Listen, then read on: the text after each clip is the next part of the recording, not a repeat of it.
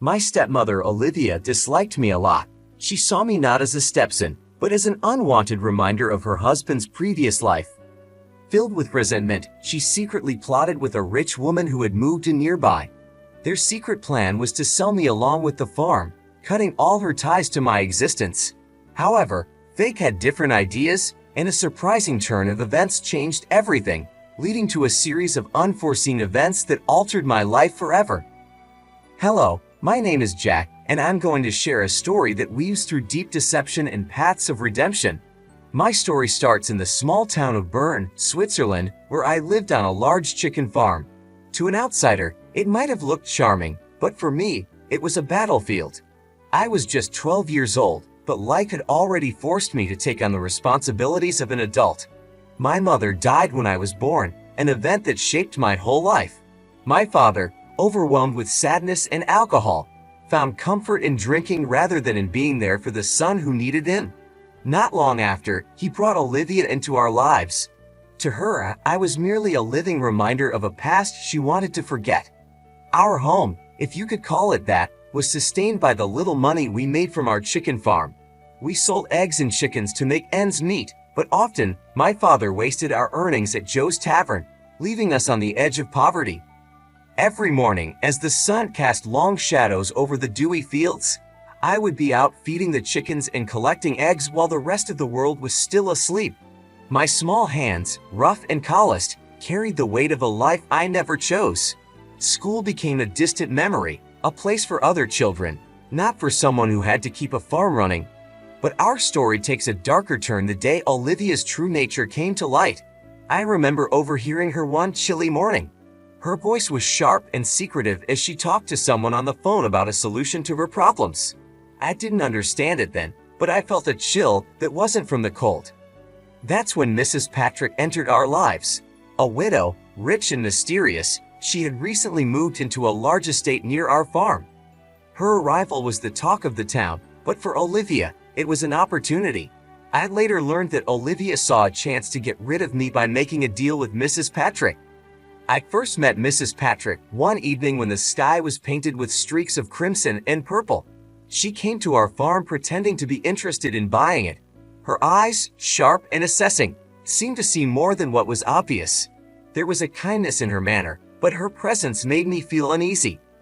"Jack, show Mrs. Patrick around the farm," Olivia ordered, her voice dripping with a sweetness that didn't reach her eyes. As I led Mrs. Patrick around, showing her the coops and the feed sheds, her questions dug deeper than I expected. "You manage all this on your own, Jack?" she asked, her voice tinged with something I couldn't quite place. Was it concern or curiosity? "Yes, ma'am, it's a lot of work, but I manage," I replied, trying to hide the tiredness in my voice as clear as the dirt on my boots. Mrs. Patrick looked at me a bit longer than needed, her eyes full of deep thoughts. As we walked back to the house, the setting sun stretched long shadows across the path, making it look eerie and twisted. That night, as I lay in bed listening to the distant call of an owl, I overheard Olivia speaking quietly with my father. They were planning something big, something that would change everything. The bits of conversation I caught were enough to make me panic. "We'll be free of the burden," Olivia said eagerly, "once she takes the farm, and him." Their laughter, cold and cruel, reached up to my small attic room. I lay there, crushed by the weight of their plans. What did they mean? Was I the burden they wanted to be free of? Question after question raced through my mind, each more disturbing than the last. As dawn broke the next day, I woke up with a determination I had never felt before. I knew I needed to find out what was being planned behind closed doors. Little did I know, the answers would completely shake my world. It started like any other day on the farm, with the roosters crowing and the chickens bustling about, unaware of the human schemes unfolding around them. But today, I was not just feeding them. I was also watching and listening for any clue of what might happen next. After my usual morning chores, I quietly made my way back to the house. The front door was slightly open, a careless mistake, or maybe a chance I needed. I pressed my ear to the gap and listened. Inside, Olivia and my father were speaking in low, urgent voices with Mrs. Patrick, who had come back pretending to finalize the sale of the farm. "We appreciate your generous offer, Mrs. Patrick," my father said, his words slurred and smelling of last night's alcohol. "We're ready to move forward. This place and the boy, it's all too much for us now." Mrs. Patrick's voice was smooth like honey, but with a sharp edge that made me shiver. "I understand your situation, and I assure you I can take care of everything. The farm will be in good hands, and so will Jack." The way she said my name sent a shiver down my spine. Was she just another bad person in this plot, or was there something more? Determined to find answers, I took a risk later that day while Olivia was in town and my father was sleeping off another drinking session. I approached Mrs. Patrick as she was checking the farm's borders. "Mrs. Patrick," I began, my voice steadier than I felt, "why do you want to buy our farm, and why are you interested in me?" She looked at me closely for a long moment, her eyes searching mine. Then, to my surprise, she sighed. "Jack, sometimes adults have to make tough choices, but I promise, whatever happens, I'll make sure you're safe." Her words confused me. They seemed kind, but I was still unsure about her true intentions. Over the next few days, things at home got tense. Olivia's looks were sharp and calculating, and my father avoided my eyes, his usual indifference replaced by a hint of guilt. They were planning to leave. One night, I heard them talking about a new life, one without the farm and without me. The day before everything was to be finalized with Mrs. Patrick, I decided to confront Olivia. I found her in the kitchen, packing dishes with more care than she had ever shown me. "Olivia," I said, my voice cracking with a mix of fear and anger, "what's going to happen to me?" She stopped and turned slowly, her expression cold. "Jack, you're going to a better place. Mrs. Patrick will take good care of you, better than we ever could." "But I don't want to leave," I protested, my voice rising. Olivia's expression hardened. "It's not about what you want, Jack. It's for the best." That night, unable to sleep, I lay in bed listening to the whispers of the wind through the cracked window, my heart heavy, my future uncertain.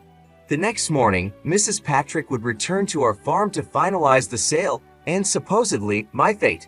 As dawn crept over the horizon, casting long shadows across the fields, I made a decision. I couldn't just wait to see what would happen to me. Mrs. Patrick stepped forward, addressing the officers with a clear and firm tone.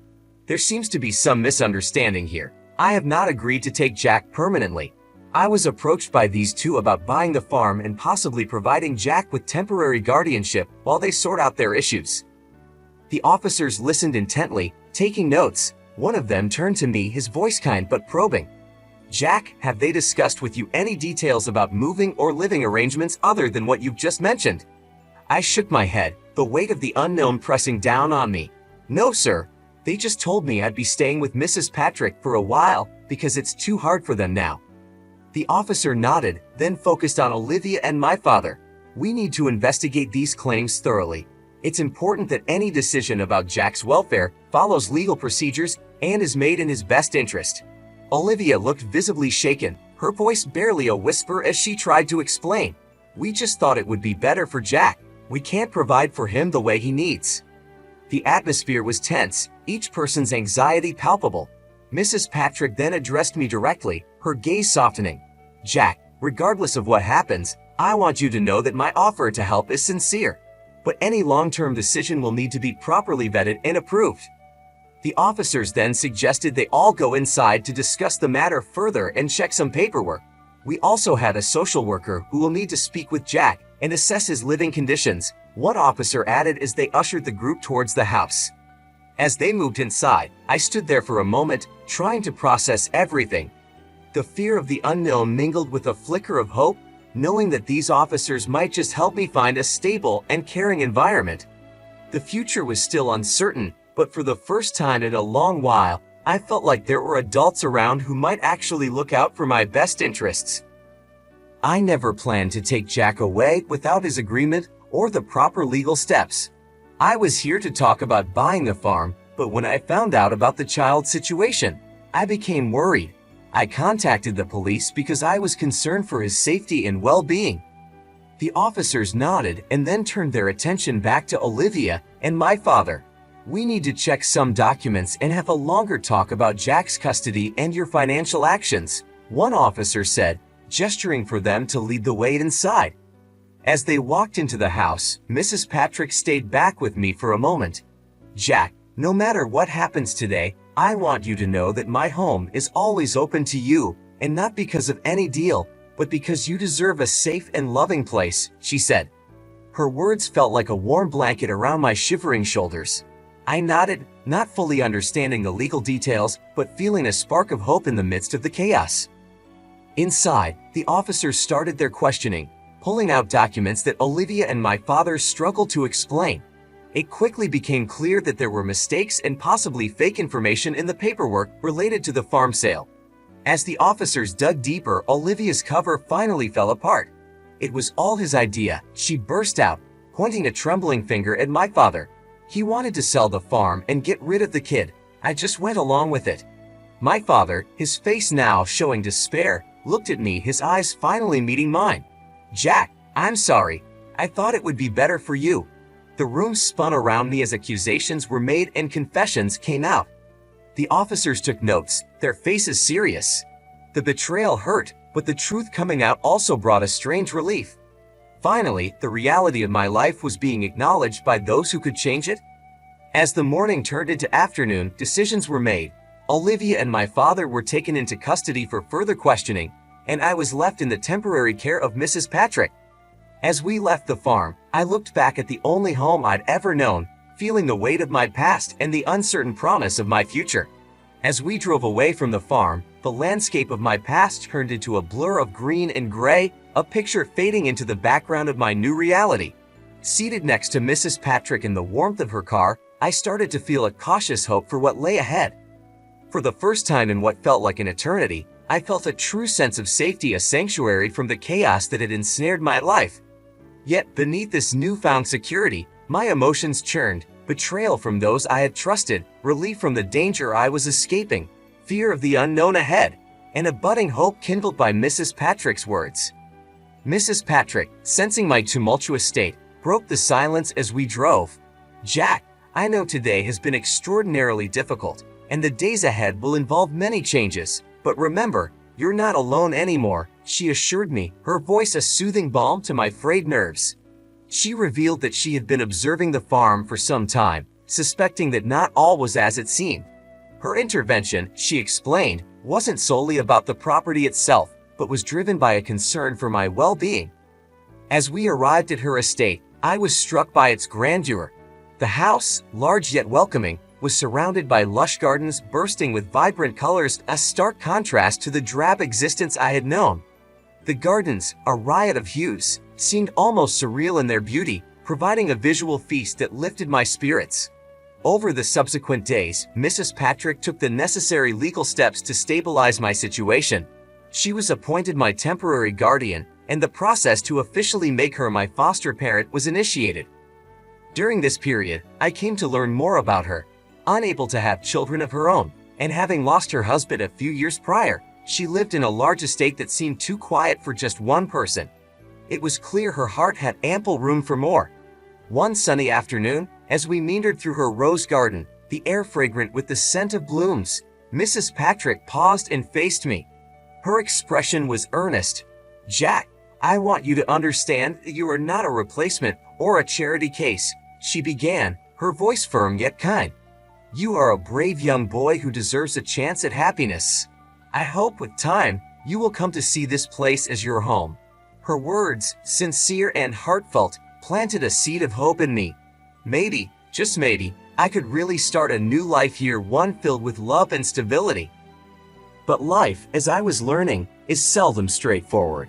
Just when I began to feel secure in my new environment, the past reared its head one more time.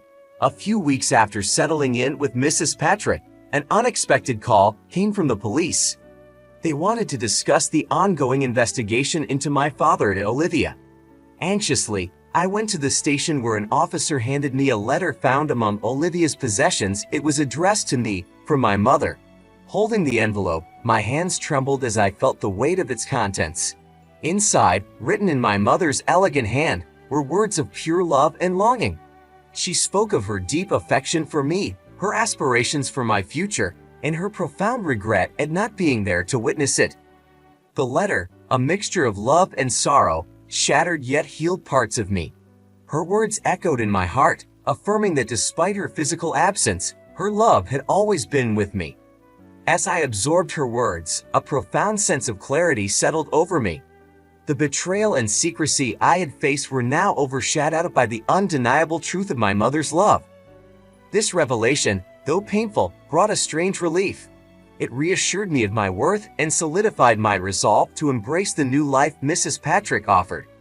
With each passing day, the estate began to feel more like home. The shadows of my past receded, making way for a future I had once thought unattainable. Seated next to Mrs. Patrick in the warmth of her car, driving away from the police station, I realized that life was offering me a new beginning. As we navigated the roads leading back to the estate, the landscape of my past, once filled with uncertainty and fear, faded into a backdrop of vibrant greens and grays, a mere setting for the unfolding story of my new reality. I didn't even realize I needed it until it was in my hands, a letter from a mother I never got to know. It was a piece of my past that Olivia had tried to erase, but now, it was finally mine. This link to my mother, a connection long denied, became a cherished possession as the weeks turned into months, and the legal proceedings against Olivia and my father unfolded. They were eventually found guilty of fraud and child neglect. My father, seeking redemption, tried to reach out, longing to apologize and to reconnect. But for me, the path forward did not include him, not yet at least. Forgiveness is a complex journey, and I wasn't ready to embark on it. Living with Mrs. Patrick, who I came to affectionately call Patricia, was a blend of everyday routines and extraordinary moments. School, which had once seemed like a distant, unattainable dream, became a staple in my daily life. Patricia supported me in every way. She encouraged my studies, supported my exploration of new hobbies, and most importantly, she helped me navigate the tangled emotions of my past. One evening, as we sat watching the sunset from the porch, the sky a canvas of orange and pink, Patricia turned to me and shared a thought that struck a deep chord. "Jack, all families are built differently. Some are formed by blood, others by bonds that are stronger than blood. We're the latter, and I couldn't be prouder." That moment felt like the final piece of a puzzle slotting into place.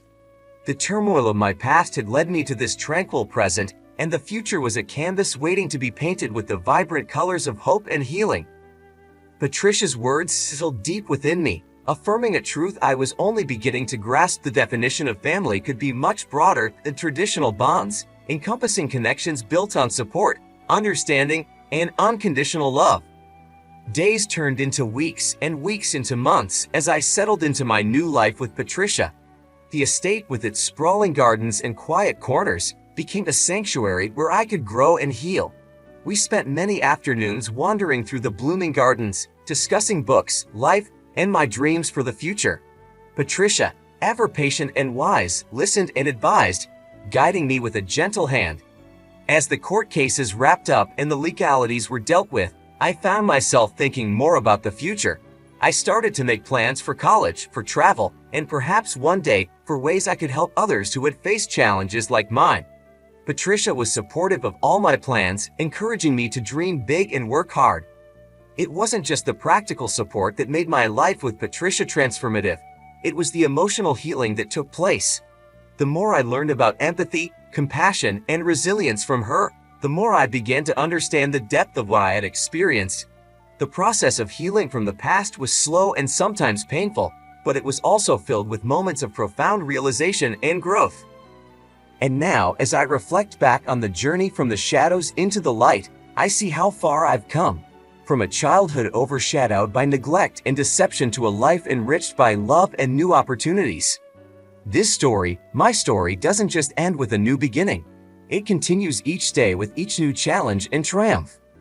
This tale is more than just my personal narrative. It's a testament to the resilience of the human spirit and the transformative power of compassion. To anyone who finds themselves in the darkness of despair, remember, the path to light often begins with the courage to step forward and the support of just one person who believes in you. Thank you for walking this journey with me through trials and tribulations, towards a horizon bright with promise. As I stand now, ready to face whatever comes next, I do so not alone, but with a family chosen not by blood, but by bonds forged in the depths of adversity and strengthened in the warmth of mutual respect and love.